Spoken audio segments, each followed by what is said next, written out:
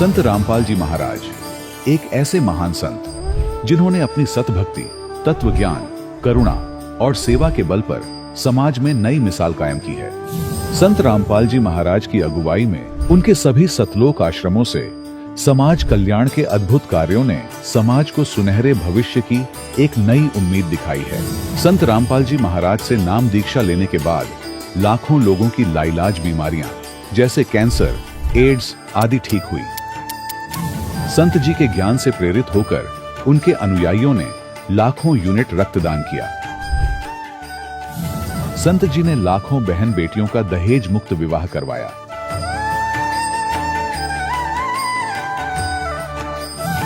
संत जी ने लाखों लोगों का नशा छुड़वाया, करोड़ों उजड़े परिवार बसे।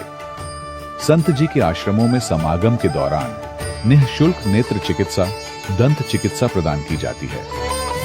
संत रामपाल जी महाराज द्वारा समय समय पर पर्यावरण संरक्षण के उद्देश्य से बड़े स्तर पर वृक्षारोपण किया जाता है। संत जी ने जरूरतमंदों को तत्काल राहत पहुंचाने के लिए एम्बुलेंस सेवा शुरू की। संत जी अपने अनुयायियों को देहदान के लिए प्रेरित करते हैं, जिससे मानवता की सेवा और चिकित्सा क्षेत्र में सुधार हो सके। संत रामपाल जी महाराज के सभी आश्रमों में हर रोज निःशुल्क भंडारा आयोजित किया जाता है, जहां हर वर्ग, हर जाति और हर धर्म के लोग एक साथ बैठकर भोजन करते हैं।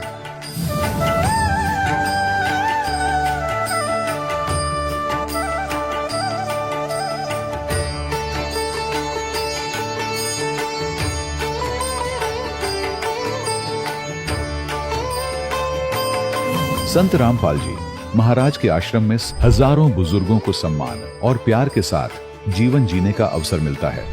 उनके खाने, रहने और स्वास्थ्य की पूरी जिम्मेदारी संत रामपाल जी महाराज उठाते हैं।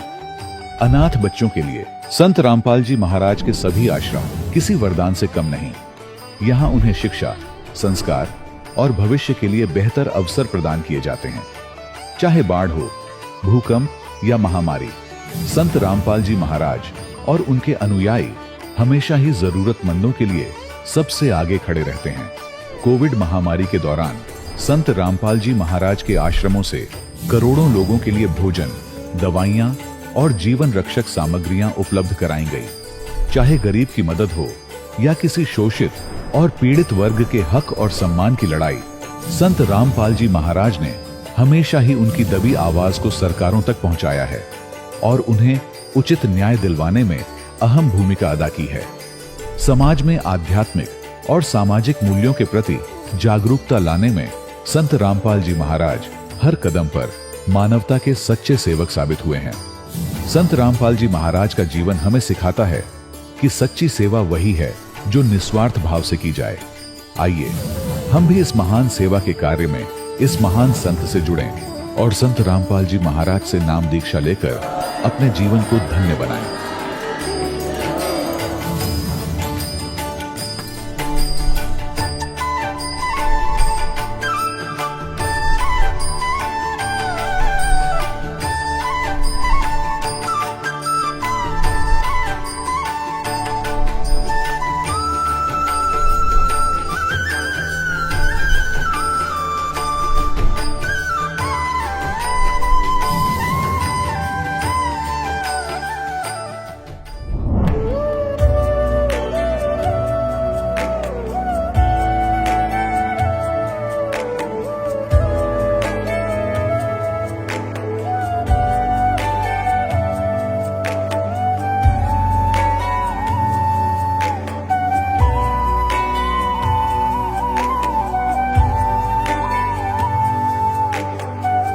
गीता में अर्जुन को स्वयं भगवान कह रहे हैं कि उस परमेश्वर की शरण में जा, उसके लिए उन संतों के पास जा जो तत्वदर्शी हो। इसी प्रकार हजरत मोहम्मद को उनका अल्लाह कह रहा है कि कोई और पूर्ण परमात्मा है। उसको पाने के लिए उन तत्वदर्शी संत की तलाश कर। वो प्रभु कौन है, ये जानने के लिए कृपया अवश्य सुनिए जगत गुरु तत्वदर्शी संत रामपाल जी महाराज के अमृत वचन। सत साहिब दर्शकों, क्या हो जब मनुष्य अपने जीवन में सभी प्रकार की भक्ति साधनाएं अपना ले, तीर्थ, व्रत, उपवास, हवन, पूजन, जप तप सब कुछ कर ले, फिर भी उसे बीमारियां और समस्याएं घेरे रखे।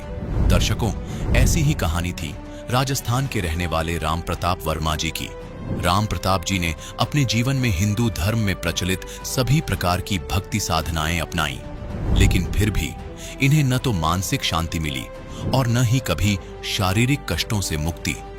जब इन सभी भक्ति साधनाओं को अपनाने के बावजूद भी इन्हें कोई लाभ नहीं मिला, तो फिर इन्होंने राधा स्वामी पंथ का दरवाजा भी खटखटाया, लेकिन अफसोस हर जगह से इन्हें निराशा ही हाथ लगी। लेकिन दर्शकों, आज राम प्रताप जी का कहना है कि जब से मैंने संत रामपाल जी महाराज की शरण ग्रहण की है, तब से मेरे जीवन के सभी कष्ट दूर हो गए हैं। अब मैं हिंदू धर्म में प्रचलित शास्त्र विरुद्ध भक्ति साधनाओं को त्याग कर संत रामपाल जी महाराज द्वारा बताई गई शास्त्रानुकूल भक्ति कर रहा हूं, जिससे मेरे जीवन में पूर्णतः परिवर्तन आ गया है। दर्शकों, आखिर राम प्रताप जी ऐसा क्यों कह रहे हैं? आखिर क्यों इन्होंने अन्य संतों की शरण छोड़कर संत रामपाल जी महाराज को अपनाया? आखिर इसके पीछे की सच्चाई क्या है? आइए सुनते हैं राम प्रताप वर्मा जी की कहानी, उन्हीं की जुबानी। सर नमस्कार। नमस्कार सर। क्या नाम है आपका? राम प्रताप वर्मा, जिला गंगानगर, तहसील रायसिंगर, गांव 60 आरबी। कहाँ से? राजस्थान से? हाँ जी, राजस्थान से। संत रामपाल जी महाराज जी से नाम दीक्षा कब ली? 2014 में। संत रामपाल जी महाराज जी से नाम दीक्षा लेने से पहले क्या भक्ति साधना करते थे आप? सर, हम संत रामपाल जी महाराज की शरण में आने से पहले ब्रह्म कुमार स्वामी जी से जुड़े हुए थे, लगभग 5 वर्ष थे। तो उस भक्ति से हमें कोई लाभ नहीं मिला। वो लगभग बीज मंत्र देते थे, वो बीज मंत्र करते करते हमारी आर्थिक और घर में लगभग हानि ही हुई उस भक्ति से, और सब कुछ मतलब ख़त्म हो गया। परिवार, हमारे दादाजी और ताऊ और बड़े काका जी, वो भी उनकी ही भक्ति करते थे सर्वप्रथम, और हम 5 साल से जुड़े थे, हमें भी कोई लाभ नहीं हुआ, उल्टा नुकसान ही हुआ उस भक्ति से। संत रामपाल जी महाराज जी की शरण में कैसे आए? संत रामपाल जी महाराज की शरण में हम ऐसे आए, कुछ भक्त हमारे गांव के अंदर मतलब वो पुस्तक सेवा करने के लिए आए थे। तो उन्होंने बोला कि आप ये पुस्तक पढ़ो और ज्ञान को समझो। वो पुस्तक हमने 10 पेज ही पढ़े थे, सृष्टि रचना। उस सृष्टि रचना में हमें पता चला कि ब्रह्मा विष्णु महेश के माता पिता कौन है। सबसे पहले तो हमें यह जानकारी मिली, और उसके बाद हमें मानव जीवन का पता चला कि हमें इस मानव जीवन में क्या भक्ति करनी चाहिए और क्या नहीं करनी चाहिए। जो हमारे मानव जीवन का मुख्य उद्देश्य है, वो जीवन मरण का कष्ट खत्म हो। इसी कारण हम संत रामपाल जी महाराज की शरण में आए। संत रामपाल जी महाराज जी से नाम दीक्षा लेने के बाद आपको क्या क्या लाभ मिले? संत रामपाल जी महाराज की शरण में आने के बाद हमें, मेरा 2 बार एक्सीडेंट हुआ था मोटरसाइकिल से, उसमें मेरी जान जानी थी। वो भी संत रामपाल जी महाराज की कृपा से ही मुझे जीवन दान मिला। और उसके बाद में मेरी गुड़िया है, ये 6 वर्ष की।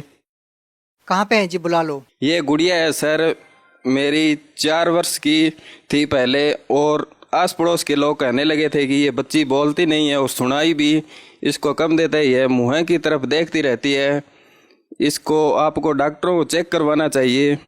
तो परिवार वाले भी कहने लगे कि इस बच्ची को दिखाओ, आप चेक करवाओ, क्या तकलीफ है। आपने दिखाया इनको? हाँ जी। कहाँ दिखाया? मैंने इसको गंगानगर अर्पण हॉस्पिटल है, जो गंगानगर का मुख्य हॉस्पिटल है, ये अर्पण हॉस्पिटल, जो कान, आँख और नाक का, उसमें इसका इलाज करवाया सर। क्या बोले डॉक्टर? जी 8 लाख रुपए मांगे थे उन्होंने, और कहा था कि इसके दिमाग में चिप डलेगी यहाँ पर, वो आपको जयपुर से डलवानी पड़ेगी। वो भी सक्सेस होगी या नहीं होगी उसकी हमारी कोई गारंटी नहीं है। तो हम वो रिपोर्ट लेके फिर संत रामपाल जी महाराज की शरण में आने के बाद में उनको ये जानकारी बताई, और संत रामपाल जी महाराज की कृपा से ये बच्ची ठीक हुई बाद में। आज बिल्कुल ठीक है ये? हाँ जी, ये बिल्कुल ठीक है। अब रिपोर्ट में क्या लिखा है, इनको सुनाई नहीं देता है? हाँ जी, बिल्कुल सुनाई नहीं देता था। ये रिपोर्ट है इसकी, डॉक्टर ने 0% शून्य बताया था कि एक कान से 0.5% सुनाई देता है और दूसरे से बिल्कुल भी नहीं सुनाई देता है, मतलब जमा 1% भी। अब ये बोलती है, सुनती है? हाँ जी, अभी इसको सुनाई देता है। और जी, संत रामपाल जी महाराज जी से नाम दीक्षा लेने के बाद आपको और क्या लाभ मिले? सर, संत रामपाल जी महाराज की शरण में आने के बाद में हमें सबसे बड़ा आध्यात्मिक मार्ग मिला और मानव जीवन का जो मुख्य उद्देश्य होता है जन्म मरण का, उससे हमें छुटकारा मिला कि 84 लाख योनियों से पार होकर हम सतलोक प्राप्त कर सकते हैं। क्या आप कोई नशा भी करते थे? नहीं सर, मैं शुरू से कुछ नशा नहीं करता था, बस आध्यात्मिक मार्ग से में ही लगे हुए थे। भगत समाज को क्या संदेश देना चाहते हैं? भगत समाज को सर मैं यही संदेश देना चाहता हूँ कि संत रामपाल जी महाराज की शरण में आइए, जो मानव जीवन का कल्याण कर रहे हैं और 84 लाख योनियों से हमें पार लगाएंगे। यही सबसे बड़ा संत रामपाल जी महाराज का मिशन है। धन्यवाद सर। नमस्कार सर। दर्शकों, अभी आपने सुने संत रामपाल जी महाराज से दीक्षा प्राप्त करके सुखी हुए भक्त के अनुभव। अब देखिए जगत गुरु तत्वदर्शी संत रामपाल जी महाराज के मंगल प्रवचन। तो पुण्यात्मा, आप जिस लोक में रह रहे हो ये लोक ठीक नहीं, ये महागंदा स्थान है और यहां कोई ना रहा ना रहेगा। परमात्मा स्वयं आते हैं इस काल के जाल को समाप्त करने के लिए, अज्ञान हटाने के लिए और हमें अपना निज स्थान बताने के लिए, जहां हम पहले रहा करते थे, जहां कोई दुख नहीं था। यहां काल भगवान ने हमारे को इस 5 तत्वों की कैद में बेड़ी लगा रखी है, रोक रखे हैं इस बॉडी में। कोई गधे की बॉडी में, कोई सुअर के पिंजरे में, कोई मानव के पिंजरे में। ये जीव इस शरीर रूपी पिंजरे में और 21 ब्रह्मांड रूपी कैद में रोक रखा है। यहां कोई सुखी नहीं है, यहां के प्रबंधक भी सुखी नहीं है, जो ब्रह्मा विष्णु महेश 3 व्यवस्थक बताए जाते हैं। और हम जिस लोक में रह रहे हैं ये काल भगवान का लोक है। काल से अंडरस्टूड है कि वो क्या चीज है, क्या वस्तु है। ये काल नाम ही अपने आप को डिफाइन करता है। श्रीमद् भगवत गीता अध्याय नंबर 11 के श्लोक नंबर 32 में श्रीमद् भगवत गीता का ज्ञान देते समय यही काल श्री कृष्ण जी में प्रवेश करके बोल रहा है कि मैं काल हूं अर्जुन, और सभी को खाने के लिए अब प्रवृत्त हुआ हूं, सबका नाश करने के लिए।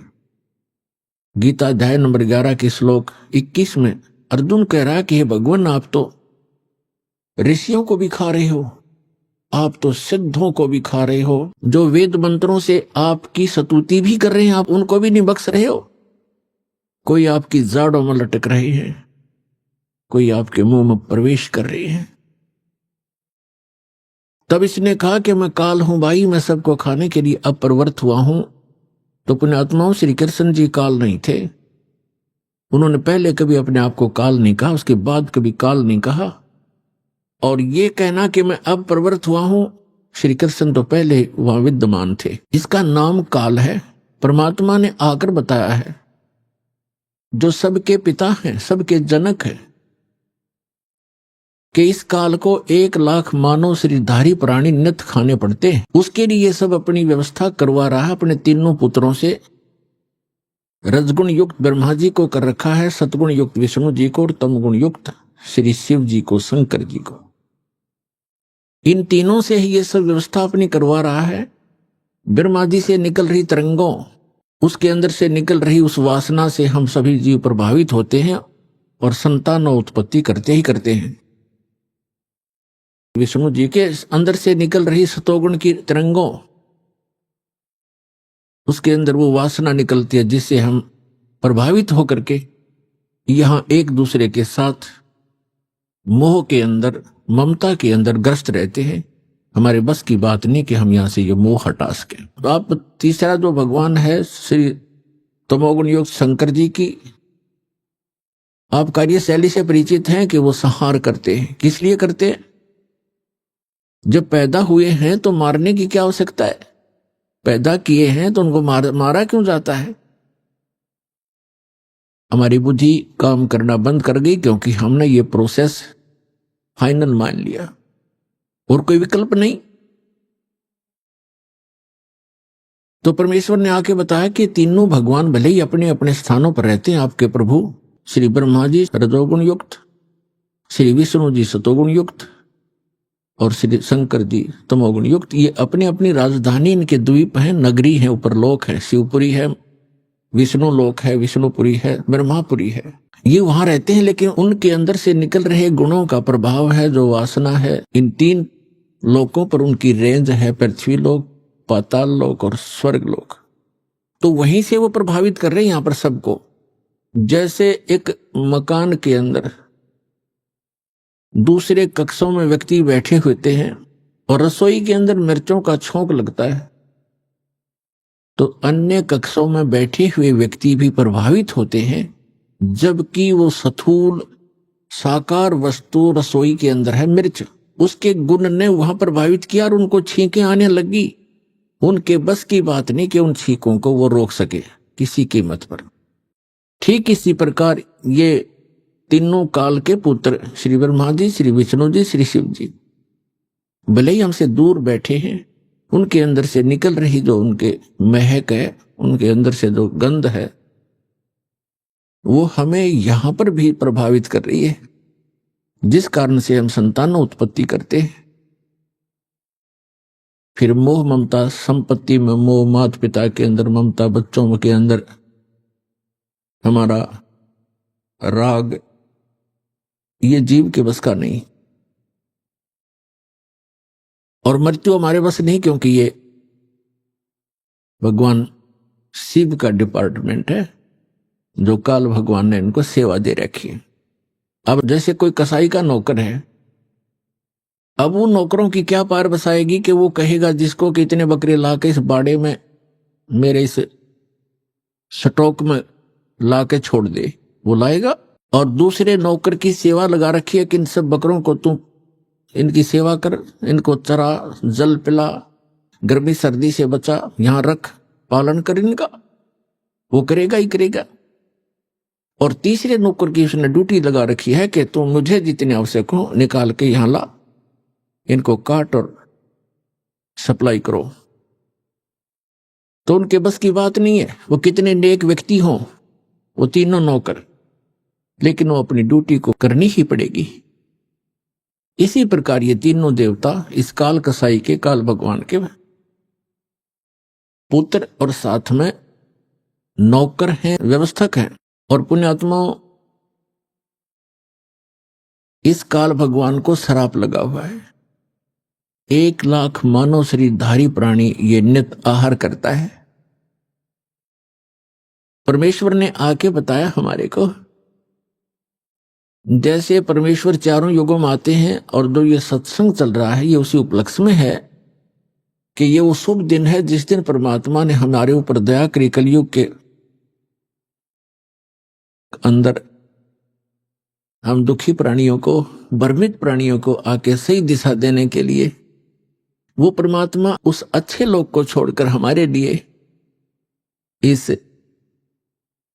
काल के लोक में आए, कसाई के बाड़े में आए, कसाई के लोक में आए, और हमारे को यथार्थ ज्ञान देने की चेष्टा की। लेकिन हमने परमात्मा के उस ज्ञान को स्वीकार नहीं किया, क्योंकि हमारे धर्म गुरु काल से प्रभावित हैं, प्रेरित हैं। उन्होंने अज्ञान सुना हुआ, सदग्रंथों को आधार बताते, और सदग्रंथों के विपरीत ज्ञान सुनाते रहे हमारे का। तो वो परमात्मा यहां आते रहते हैं, और ये उसी उपलक्ष्य में समागम चल रहा है। सतगुरु आए दया करी, ऐसे दीन दयाल, बंदी छोड़ वृद्धतास कहा, जठर गनी प्रतिपाल। सतगुरु आए दया करी, परमात्मा सतगुरु रूप में आए, हमारे ऊपर मेहर करी।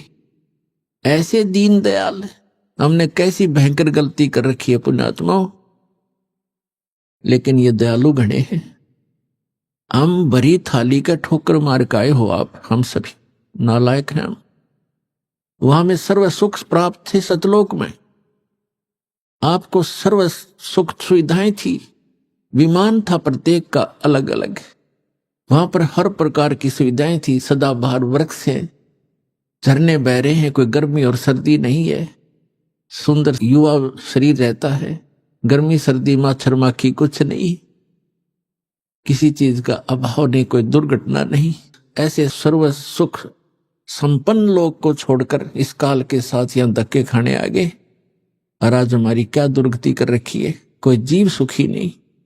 से यहां प्रधानमंत्री बना बैठा हो, हर समय उसकी चिंता खत्म नहीं होती, टेंशन ग्रस्त रहता है। तो खा का ये जीवन कहां जी रहे हम, कहां रह रहे हैं। सतगुरु आए दया करी, ऐसे दीन दयाल, और बंदी छोड़ वृद्धतास का, जठरग्नि प्रतिपाल। बंदी छोड़ माने इस काल की बंद से हम बंदी हैं, कैदी हैं, काल के कैदी हैं, और हम कर्मानुसार अपने दुख या भोग रहे हैं, क्योंकि कैद में किए हुए कर्म का ही दंड भोग रहा होता है। तो समर्थ आकर के हमें काल के जाल से छुड़वाकर सतलोक ले जाते हैं, अमरलोक ले जाते हैं।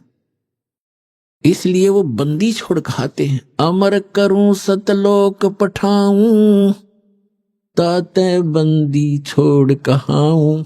कहते हैं अमर करूं, सदा के लिए ऐसे स्थान पर भेज दूंगा तुम्हें जहां आपकी कभी मृत्यु नहीं होगी। गीता अध्याय नंबर 15 के श्लोक नंबर 1 से 4 में प्रमाण है कि उल्टा लटका हुआ संसार रूपी वृक्ष समझो, इसके ऊपर को मूल है, नीचे को तीनों गुण रजगुण ब्रह्मा सदगुण विष्णु रूपी शाखाएं हैं।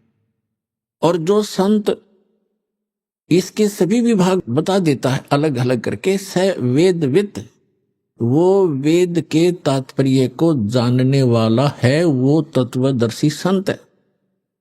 और ये भूमिका परमात्मा ही कर सकता है तत्वदर्शी संत की, और कर नहीं सकते। तत्व का अर्थ है पूर्ण रूप से सत्य ज्ञान आधार से जो ज्ञान प्रचार करता है वो तत्वदर्शी होता है। यहां के ब्रह्मा जी को मालूम नहीं, कहता है मैं पता नहीं कहां से उत्पन्न हो गया और कौन मेरे जनक हैं। तो ब्रह्मा जी से ही ज्ञान आगे सबको प्राप्त है, इंक्लूडिंग विष्णु और शिव जी तक, उसी से ज्ञान प्राप्त है। तो उसके बाद कितने ऋषि महर्षि अपनी चतुरता दिखाते रहे, वो तत्वदर्शी कैसे हो सकते हैं। वो परमात्मा की एक प्रश्न का उत्तर नहीं दे पाए आज तक। सतयुग से लेकर कलयुग तक परमात्मा चारों युगों में आते रहे और यहां ज्ञान प्रचार करते रहे। प्रश्न किया करते हमारे धर्मगुरुओं से कि कौन ब्रह्मा का पिता है, कौन विष्णु की मां, और शंकर का दादा कौन है, पंडित जी दो बताओ। ये ज्ञान का उत्तर ना देकर के उनके साथ झगड़ा ठाना करते थे। और इनको अजर अमर अविनाशी, इनका कोई जनक नहीं, सर्वेश्वर है, महेश्वर है, कालज्ञ है, मृत्युंजय है, ऐसे कहकर ये हमें भ्रमित किया करते थे। तो परमात्मा हमारे को यहां से काल के जाल से निकालने के लिए आते हैं। कहते अमर करो सतलोक पठाऊं, ताते बंदी छोड़ कहाऊं। कर्मों के बंधन से हम यहाँ बंधे हुए हैं, हमारे इन बंधन को काटकर भगवान हमें मुक्त कराता है। तो तत्वदर्शी संत की भूमिका करने के लिए वो परमात्मा स्वयं ही आते हैं। और गरीबदास जी कहते हैं सतगुरु आए दया करी, ऐसे दीन दयाल, बंदी छोड़ वृद्धतास का, जठरग्नि प्रतिपाल। तो गीता अध्याय नंबर 15 के श्लोक नंबर 1 से 4 में ये स्पष्ट किया, परमात्मा ने बताया है कि सभी विभाग बताए संसार रूपी वृक्ष के, कि अक्षर पुरुष एक पेड़ है, सरपुरुष वा की डार, इसको निरंजन ज्योति निरंजन भी कहते हैं। अक्षर पुरुष एक पेड़ है, सरपुरुष वा की डार, और तीनों देवा शाखा है, ये पात रूप संसार। जैसे पेड़ कौन सा होता है, जो पृथ्वी से बाहर दिखाई देता है, अंदर का जो जड़ें होती है, मूल है, वो गुप्त होती हैं, प्रोक्ष होती हैं, वो अव्यक्त होती हैं, वो दिखाई नहीं देती। तो मूल स्वयं परमात्मा ही थे कबीर भगवान, अमर पुरुष, सत्य पुरुष, परम अक्षर ब्रह्म है वो। और उसके बाहर जो दिखाई देता उसके विषय में उन्होंने बताया कि अक्षर पुरुष ये तना समझो, और सरपुरुष वा की डार, जो मोटी डार निकलती है उसको ब्रह्म समझो। और तीनों देवा शाखा हैं, डार के आगे 3 शाखा समझो, ये रजगुण ब्रह्मा, सदगुण विष्णु, तमगुण शिव जी जान। परमात्मा ने बताया था अक्षर पुरुष एक पेड़ है, ये पृथ्वी से बाहर जो दिखाई देता है इसके विषय में परमात्मा ने जानकारी दी है कि अक्षर पुरुष, ये तना जो है ये तो अक्षर पुरुष है, और सरपुरुष वा की डार और तीनों देवा शाखा हैं, ये 5 रूप संसार। ये तना तो अक्षर पुरुष है, ये सरपुरुष वा की डार और तीनों देवा शाखा हैं, ये हम यहाँ हैं, ये 5 रूप संसार। अब जड़ कौन है ये बताने के लिए इस दास को भेजा है कि ये परम अक्षर ब्रह्म है जो सबका पालन करता है, जो गुप्त है, प्रोक्ष है, पृथ्वी के अंदर समझो, यानी ऊपर के लोक हैं, सतलोक, अलखलोक, अगमलोक, अकह लोक, ये इससे ऊपर का पुरुष नीचे का। और ये है कौन? अनंत कोट ब्रह्मांड का एक रति नहीं भारे, सतगुरु पुरुष कबीरे हैं ये कुल के सिरजनहारे। हम सुल्तानी नानक तारे दादू को उपदेश दिया, जात जुलाहा भेद न पाया ये काशी महे कबीर हुआ। तो ये है वो संसार रूपी वृक्ष। श्रीमद् भगवत गीता अध्याय नंबर 15 के श्लोक 1 से 4 का वर्णन है। ये निष्कर्ष है इसका कि उल्टा लटका हुआ संसार रूपी वृक्ष है अर्जुन, ऊपर को जड़ नीचे को शाखा। गीता ज्ञानदाता ने केवल इतनी जानकारी दी है, ऊपर को जड़ और नीचे को तीनों गुण रूपी शाखा वाला ये एक संसार रूपी वृक्ष है, पीपल का समझो, अविनाशी वृक्ष है। ऊर्ध्व मूलम अधः शाखम अश्वत्थम प्राहु अव्यम छंदासी यस्य पर्णानि यह तम वेद स वेदवित। इसके सभी छंद, सभी विभाग जो जानता है, पत्तों समेत इसके सब छंद हैं। ऊपर को जड़ और नीचे को शाखा वाला ये संसार रूपी पीपल का अविनाशी वृक्ष समझो। इसके पत्ते आदि सभी छंद हैं, और जो इन सभी विभागों को जानता है, सब न्यारे न्यारे बताता है, स वेदवित, वो तत्वदर्शी संत है। तो श्रीमद् भगवत गीता के इस अध्याय 15 के श्लोक 1 में जो वर्णन है कि वो वेदविद, वो तत्वदर्शी संत सतगुरु होगा, वो कौन है? जिसने ये वाणी बोली है अपने सुख संवेद में, सच्चिदानंद घन ब्रह्म ने उस तत्व ज्ञान में बोला है। तो वो सतगुरु भी वही है। तुम साहेब तुम संत हो, तुम सतगुरु तुम हंस, गरीब दास तुम्हारे रूप बिना और न दूजा अंश। तुम साहेब तुम संत हो और तुम ही सतगुरु, सच्चा ज्ञान देने वाले अध्यात्म मार्ग का यह सर्व ज्ञान, और आप ही हंस हो, तुम ही सच्चे भक्त रूप में भी आप ही एक भूमिका करें। तो यहां बताया है कि उस परमेश्वर ने बताया अक्षर पुरुष एक पेड़ है, सरपुरुष वा की डार और तीनों देवा शाखा है, ये 5 रूप संसार। श्रीमद् भगवत गीता अध्याय नंबर 15 के श्लोक नंबर 1 से 4 का निष्कर्ष है, ये ऊपर को जड़ और नीचे को तीनों गुण रूपी शाखा वाला संसार रूपी पीपल का वृक्ष अविनाशी जानो। और जो संत इसके सभी विभागों को जानता है वह तत्वदर्शी संत है, और उसके पास तत्व ज्ञान है।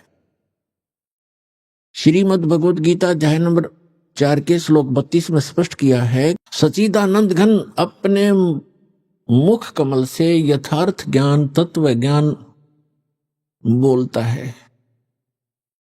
जो परमेश्वर के मुख कमल से उद्धृत वाणी होती है वो तत्व ज्ञान है।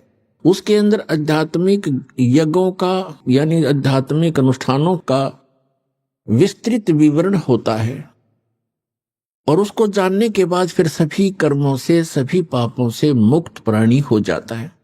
वो तत्व ज्ञान स्वयं परमात्मा अपने मुख कमल से, ब्रह्मणे मुखे, अपने मुख कमल से बोलकर वो वाणी उच्चारण करता है। सच्चिदानंद घन ब्रह्म की वाणी में विस्तार से कहे गए हैं वो तत्व ज्ञान है। चौथे अध्याय के 34वें श्लोक में कहा है कि अर्जुन उस तत्व ज्ञान को जो गीता ज्ञान से अन्य है, उस तत्व ज्ञान को तत्वदर्शी संतों के पास जाकर समझ, उनको दंडवत प्रणाम करने से, कपट छोड़कर उनकी सेवा करने से, सरलतापूर्वक प्रसन्न करने से वो तत्वदर्शी संत तुझे तत्व ज्ञान का उपदेश करेंगे।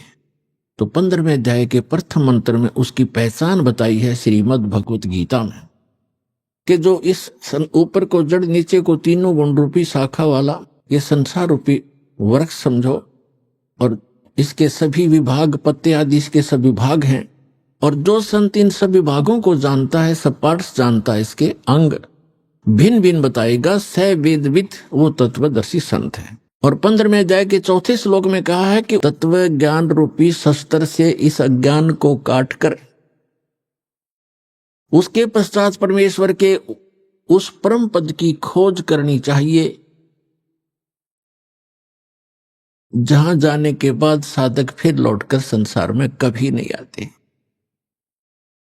और केवल उसी परमात्मा की भक्ति करनी चाहिए जिसने सर्व ब्रह्मांडों की रचना की है, सबका रचनहार है, सर्व उत्पादक है वो। तो दास जो ये बताना चाहता था, सतगुरु आए दया करी ऐसे दीन दयाल, बंदी छोड़ वृत्तास का जठरग्नि प्रतिपाल, अमर करूं सतलोक पठाऊं ताते बंदी छोड़ कहां। अमर करूं उस परमात्मा के तत्व ज्ञान के आधार से सत साधना करने वाले प्राणी वहां चले जाते, फिर लौटकर कभी संसार में नहीं आते। श्रीमद् भगवत गीता अध्याय नंबर 18 के श्लोक नंबर 62 में कहा है कि अर्जुन तो सर्वभाव से उस परमेश्वर की शरण में जा जो गीता ज्ञान दाता से अन्य है। उस परमेश्वर की कृपा से तू परम शांति को और शाश्वत स्थान को, अमर लोक को, जिसका कभी एंड नहीं होता, कभी नाश नहीं होता, उस स्थान को, शाश्वत स्थान को प्राप्त हो जाएगा। अपने आत्मा ये ज्ञान भगवान ने 600 वर्ष पहले बताया था, और फिर उन महापुरुषों को मिले परमात्मा आकर के, जो उनका गुण है, विधान है, अच्छी आत्माओं को मिले, आदरणीय धर्मदास साहिब जी को, आदरणीय मलुकदास साहिब जी को, आदरणीय नानक साहिब जी को, आदरणीय दादू साहिब जी को, आदरणीय गरीबदास साहिब जी गांव छुड़ानी जिला झज्जर हरियाणा वाले को, आदरणीय गीसा दास साहिब जी को गांव खेखड़ा उत्तर प्रदेश जिला बागपत वाले को, और स्वामी रामानंद जी काशी वाले को, महर्षि को। तो उन महापुरुषों ने और स्वयं परमात्मा ने हमारे को सचेत करने की चेष्टा की कि जो साधनाएं, जो भक्ति तुम कर रहे हो और जिस भगवान को तुम परमात्मा माने बैठे हो वो परमात्मा नहीं है। जिस स्वामी को, जिस प्रभु को आपने परमात्मा मान रखा, ये परमात्मा नहीं है। परमात्मा की परिभाषा होती है जो श्रेष्ठ आत्मा हो। श्रेष्ठ आत्मा कभी किसी को मारता नहीं, किसी की टांग नहीं काटता, किसी को अंधा नहीं करता, किसी को रोगग्रस्त नहीं करता। अब कई अनजान जो बिल्कुल माइनस जिनकी बुद्धि होती है अध्यात्म में, वो कहते हैं कि हम इस बात से चिंतित हैं कि भगवान है कहां। भगवान होता तो ये हालत होती लोगों की। जैसे अभी एक दुखद खबर हम सुन रहे हैं कि केदारनाथ और बद्रीनाथ के दर्शनार्थ गए हुए श्रद्धालु इन अज्ञानी आचार्यों, शंकराचार्यों द्वारा भ्रमित किए हुए वहां भगवान खोजने गए थे, और आज खबरों में सुनने को आ रहा है कि 15-20 हजार व्यक्ति मारे जा चुके। फ्लड में बादल फट गया और केदारनाथ के मंदिर का पता नहीं कहां गया, एक शिवलिंग खड़ा हो टूंड सा।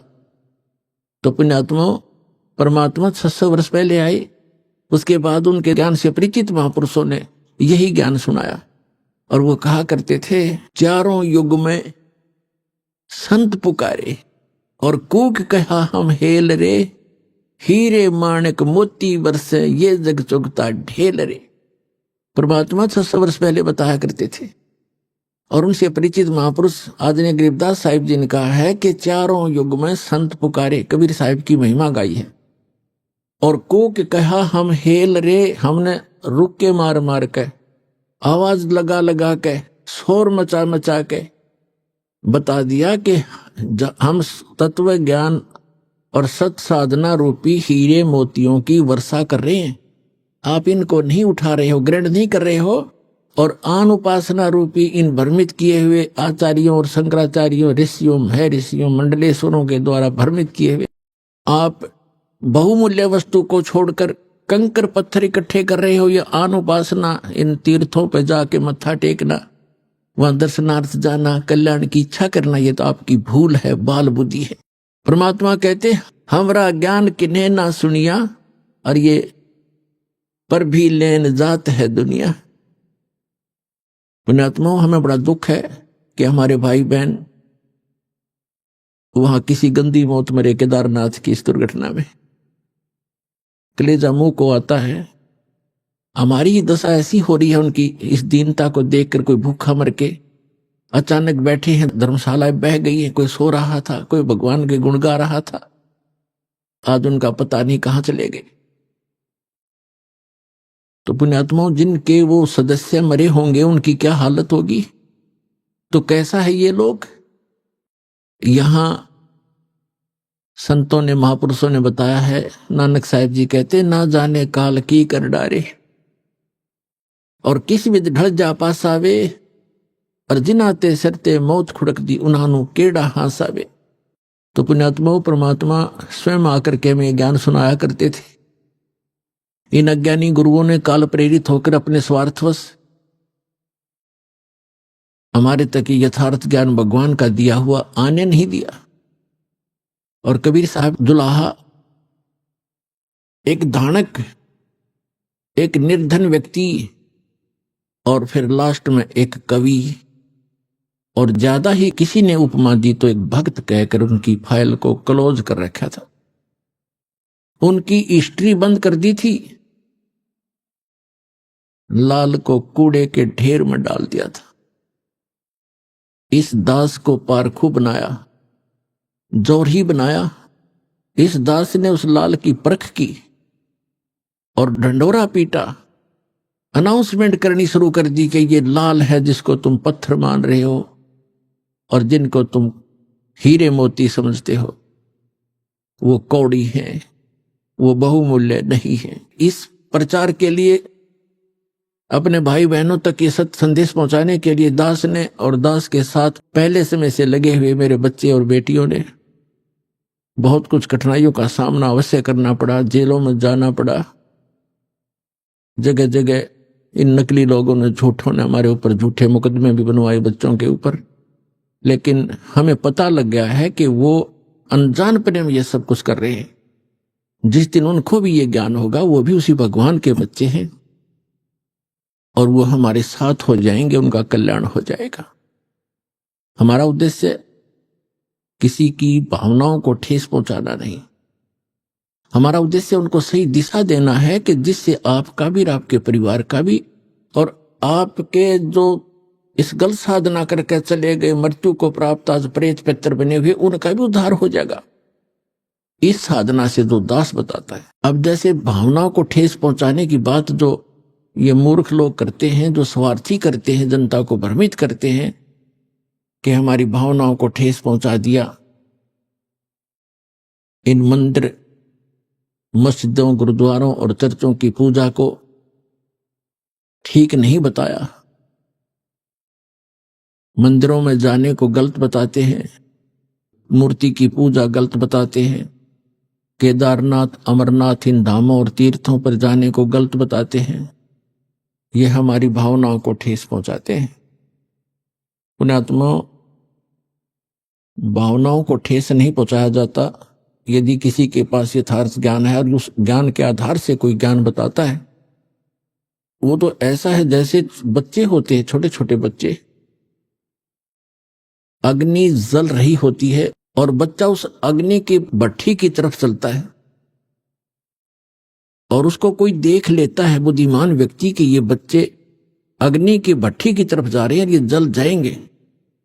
उनको जाकर वो उठा लेता है और वो जाना चाहते हैं, उसको अच्छी वस्तु समझ के पकड़ना चाहते हैं और उसको उठा लेता है। तो वो रोता भी है और कहता है मुझे छोड़ दे, इधर ही जाने दे। उसकी भावनाओं को वहां ठेस पहुंचाना अनिवार्य था। यदि उस भावनाओं को ठेस नहीं पहुंचाया जाता तो जल के मर जाता वो बालक। तो दास का प्रयत्न यही समझो कि यदि आप इसको भावनाओं को ठेस समझते हो तो ये इस प्रकार की भावनाओं को ठेस पहुंचाना दास की मजबूरी होगी, क्योंकि दास इस मार्ग से परिचित हो चुका है। और जहां तक पार बसाओगी आपको वहां नहीं जलने दूंगा उस आग के अंदर। अपने आत्मा परमात्मा आकर बताया करते थे कि जिन धामों की आप पूजा करने जाते हो, इन धामों की कुछ कम से कम तुम स्थापना देखो कैसे हुई है। इन तीर्थों की ये स्थापना कैसे हुई, और फिर ध्यान से सोचो, विचार करो। आज बालक नहीं हो, आप शिक्षित हो, उनके इतिहास, उनकी जीवनी हमारे पास उपलब्ध है, उनको पुनः विचार करके ग्रहण करो, उनको त्याग दो। देखो जितने भी तीर्थ है, धाम हैं, और जितने भी ये पवित्र स्थल हैं, आदरणीय हैं, ये आदरणीय यादगारें हैं, लेकिन वहां जाने से मोक्ष नहीं हो सकता। आपको बहुत बार बताया है, परमात्मा भी आकर स्वयं बताया करते थे और कहा करते थे कि इन धामों पर जाने से आपका मोक्ष नहीं, उल्टा पाप और जीवन नाशी आपका होता है। आपको एक झलक दिखाते हैं ये तीर्थ कैसे बने जहां हम पूजने जाते हैं। देखिएगा एक पुस्तक, ये पुस्तक है हिमालय तीर्थ, और ये हमारे शंकराचार्यों द्वारा दिया गया ज्ञान है। ये है जेपी नबोरी, इसका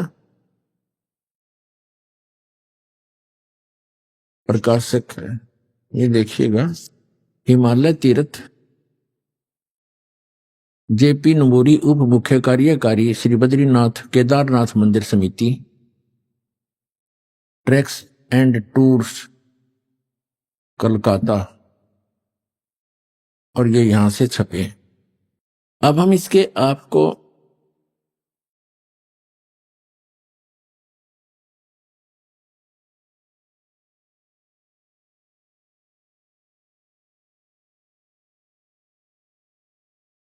ये देखिएगा उत्तराखंड के पंच केदार, ये पृष्ठ नंबर 17 है, यहां से हम प्रारंभ कर रहे हैं। ये 18 पृष्ठ है, यहां से हम ये 17 पृष्ठ है। उत्तराखंड के पंच केदार श्री केदारनाथ भारत के उत्तर नागाधिराज की सुर में उत्पत्तिका में स्थित केदार क्षेत्र प्राचीन काल से मानव मात्र के लिए पावन मोक्षदायक रहा है। इस क्षेत्र की प्राचीन एवं पौराणिक महत्व के संबंध में स्वयं भगवान शंकर ने स्कंद पुराण में माता पार्वती के प्रश्न का उत्तर अपने श्रीमुख से निम्न प्रकार दिया है। ठीक है, हे प्राणेश्वरी, यह क्षेत्र उतना ही प्राचीन है जितना कि मैं हूं। मैंने इसी स्थान पर सृष्टि की रचना के लिए ब्रह्मा के रूप में परब्रह्म तो प्राप्त करके सृष्टि निर्माण का शुभारंभ किया। तभी से स्थान मेरा चिर प्रिय समान है। भगवान शंकर का सुप्रसिद्ध ज्योतिर्लिंग भारत के विख्यात 12 ज्योतिर्लिंगों में से 11वां ज्योतिर्लिंग है। सुदूर उच्च हिमालय में समुद्र तल से 11,750 फीट की ऊंचाई पर श्री नर और नारायण ऋषि द्वारा प्रतिष्ठित है।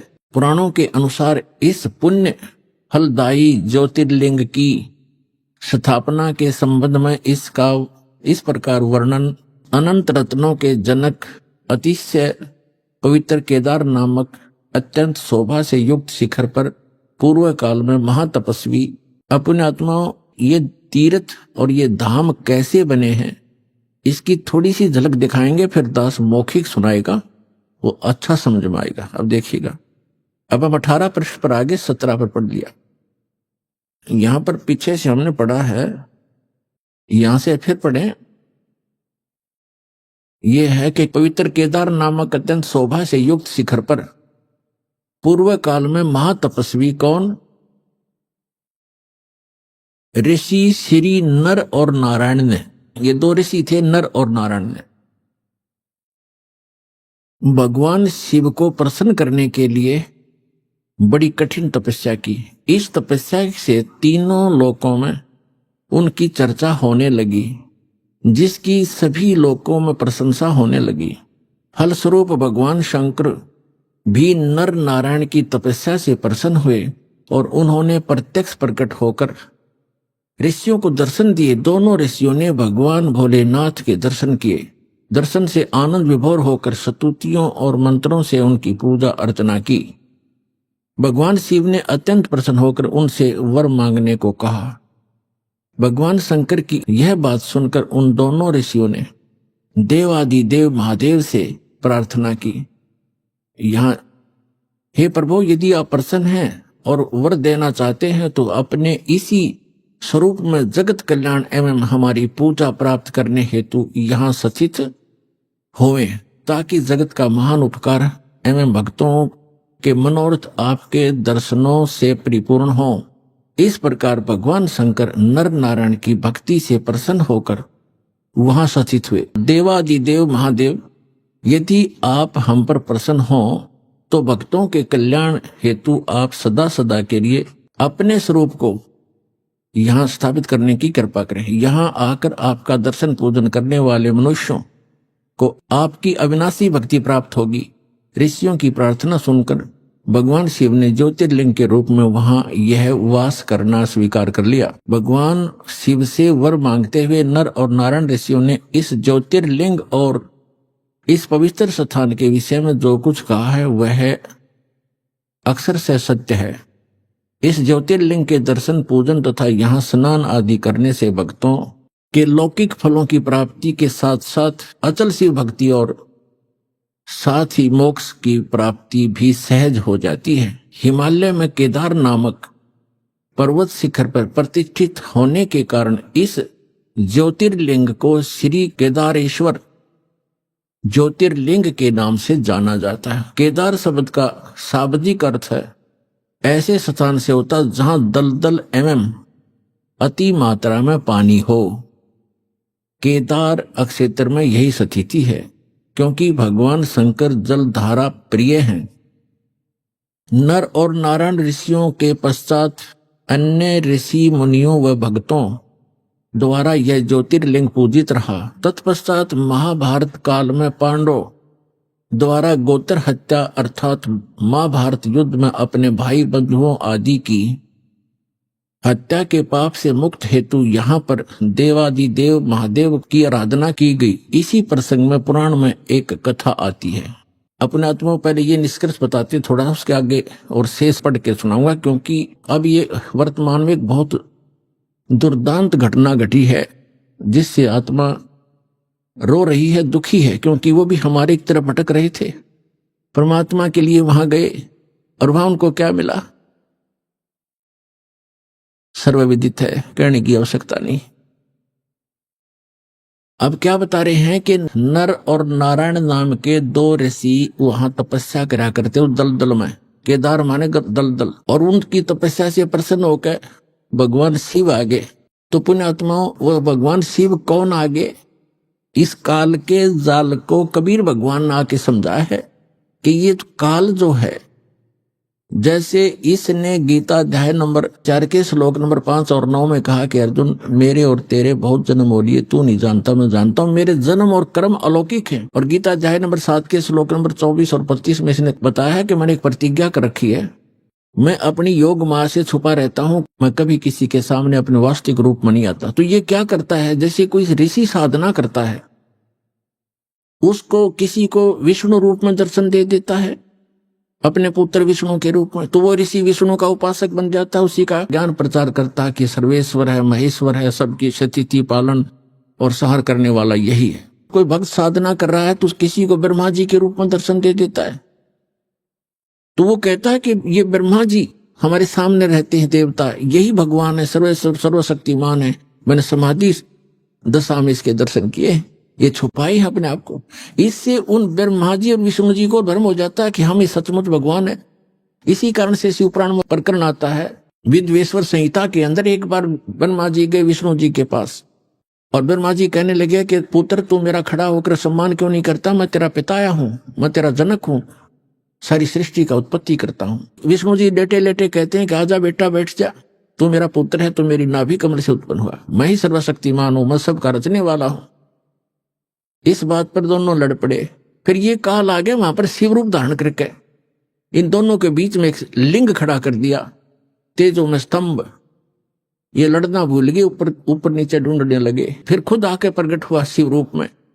फिर इनको ज्ञान बताने लगा, क्या पुत्रो, तुमने अपने आप को ईश मान लिया तो यू आर नॉट गॉड, तुम भगवान नहीं हो। तुमने दो डिपार्टमेंट, 2 विभाग मेरे से प्राप्त किए, मैं चीफ मिनिस्टर हूं यहाँ का। ये काल जो है एक ब्रह्मांड में चीफ मिनिस्टर का रोल समझो, और अन्य ब्रह्मा विष्णु महेश एक विभागीय मंत्री है।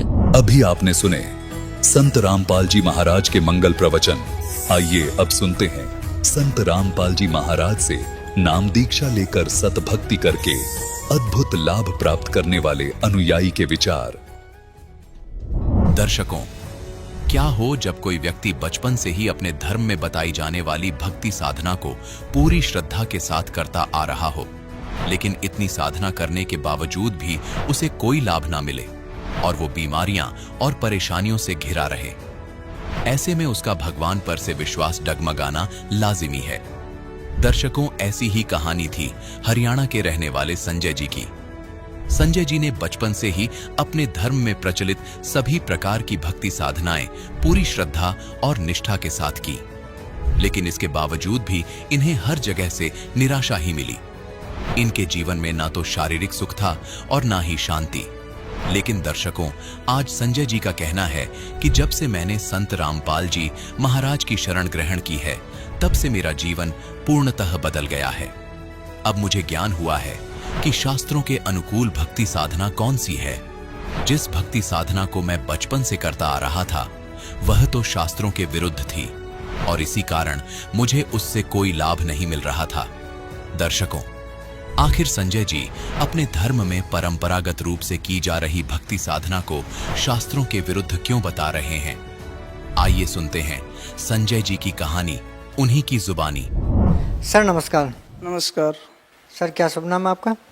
संजय दास। संजय दास जी, कहाँ से आए हैं आप? मैं पल्ला सूरदास कॉलोनी से आया हूँ। सर, संत रामपाल जी महाराज की शरण में आने से पहले आप क्या भक्ति साधना करते थे? हम पहले जो भक्ति करते थे वो देवी देवता माता रानी की, ब्रह्मा विष्णु महेश की, यही पूजाएं करते थे सभी। सर, जो आपने देवी देवता माता रानी की पूजा की, उन पूजाओं को करने से आपको क्या लाभ मिले?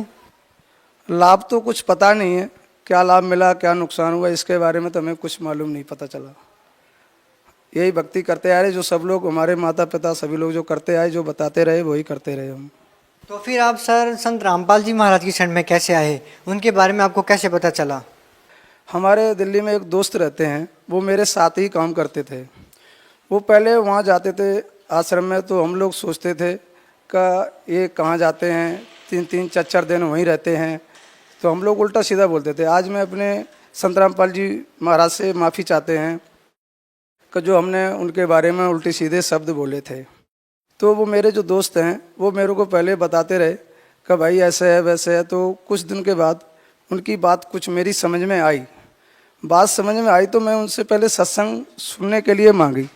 हमने कि भगत जी हमको भी भाई मेरे को सत्संग कुछ सुनाओ, मैं भी सुनूं। तो वो कहते थे कि आप जो तम्बाकू खाते हैं, जब तक तम्बाकू नहीं छोड़ोगे जब तक मैं अपना मोबाइल आपको नहीं देंगे।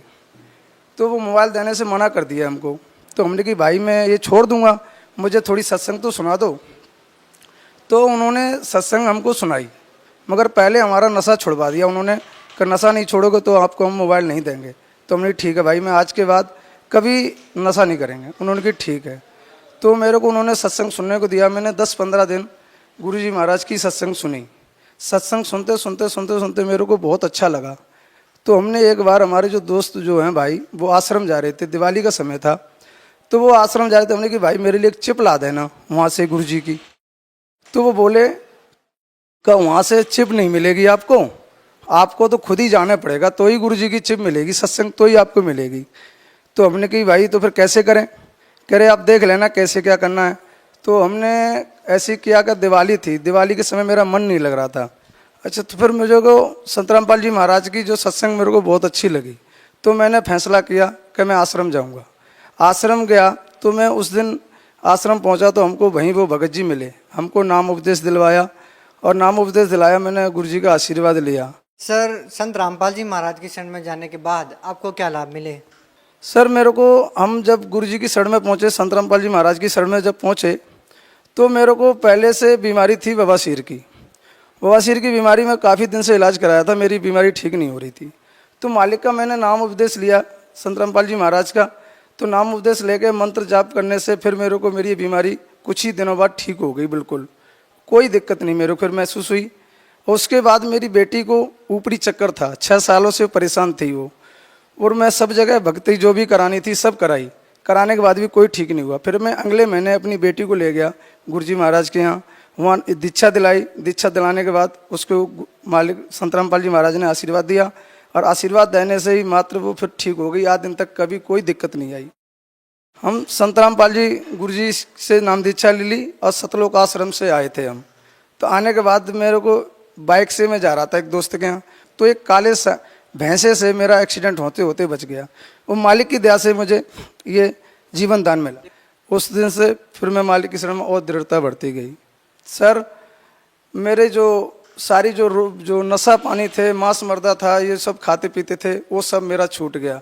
और हम सारा परिवार मालिक संत रामपाल जी महाराज की शरण में सब लोग पूरे दृढ़ से लगे हुए हैं।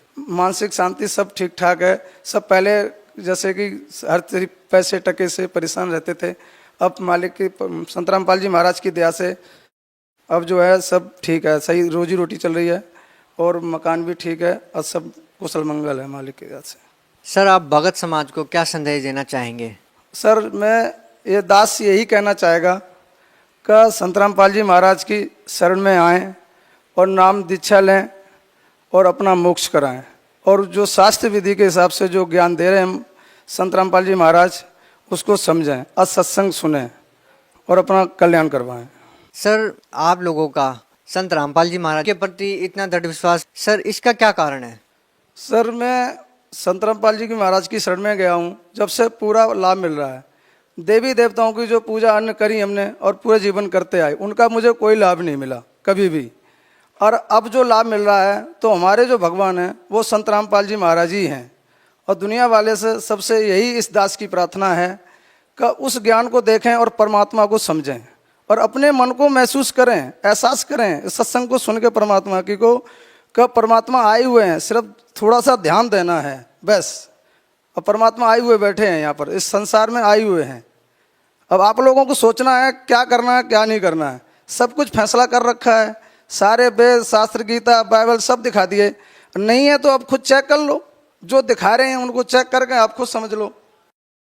सर ऐसा भी कहा जाता है कि संत रामपाल जी महाराज अन्य सभी धर्मगुरुओं की निंदा करते हैं। सर आपको क्या लगता है, क्या संत रामपाल जी महाराज सभी धर्मगुरुओं की निंदा करते हैं?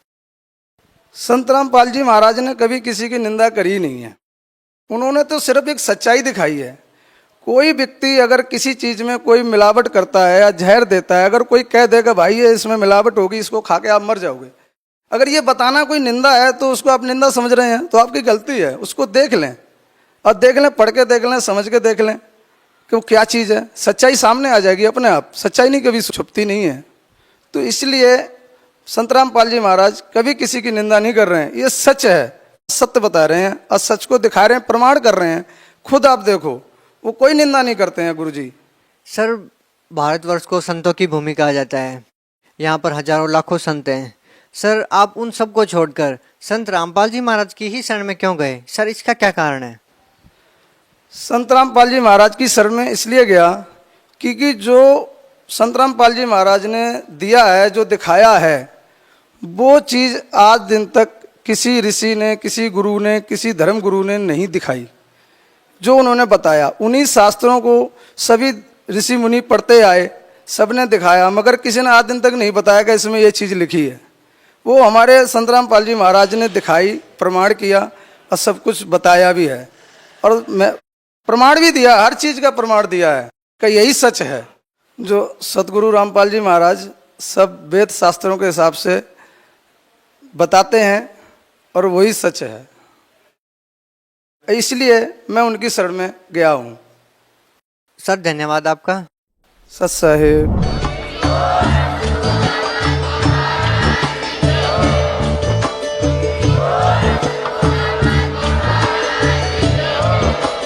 आप सुन रहे थे जगत गुरु तत्वदर्शी संत रामपाल जी महाराज जी के मंगल प्रवचन। अधिक जानकारी के लिए विजिट कीजिए हमारी वेबसाइट www.jagatgururampalji.org। संत रामपाल जी महाराज जी के शुभ आशीर्वाद से पूरे विश्व भर में 500 से भी ज्यादा नाम दीक्षा केंद्र हैं, जिन पर संत रामपाल जी महाराज जी द्वारा ऑनलाइन निशुल्क नाम दीक्षा दी जा रही है। अपने नजदीकी नाम दीक्षा केंद्र का पता करने के लिए संपर्क करें 8222880541।